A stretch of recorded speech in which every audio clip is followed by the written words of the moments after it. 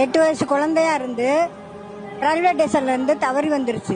அப்போ இந்த இடத்துல காடு மாதிரி இருந்துச்சு. ஒரு 3 வீடு மட்டும் இருந்துச்சு. அந்த 3 வீட்டில் ஒரு வயசான தாத்தா இருந்தார். அப்போ அவர் கண்ணு தெரியாமல் இருந்தார்.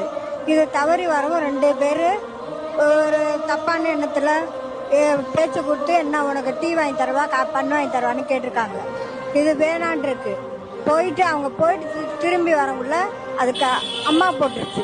அம்மா காய்ச்சல் வந்துருச்சு. காய்ச்சல் வந்து அம்மா போட்டு அந்த இடத்துல படுத்துருச்சு.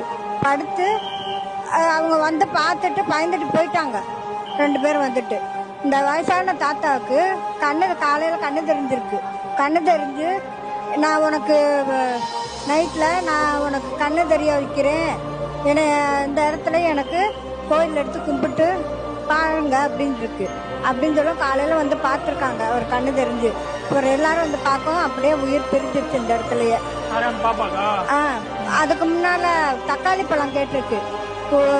தக்காளி பழம் கேட்கல, தக்காளியே இல்லையே அப்படின்னு இருக்காங்க. ஒருத்தர் இருக்கு, நீங்க போய் பறிச்சுட்டு வாங்க சொல்ல ஒரு இடத்துல தக்காளி செடி வந்து ஒரு காய் காய்ச்சிருக்கு. அதை போய் பறிச்சுட்டு கொண்டு வந்திருக்காங்க. அதுக்குள்ள உயிர் பிரிஞ்சிருச்சு.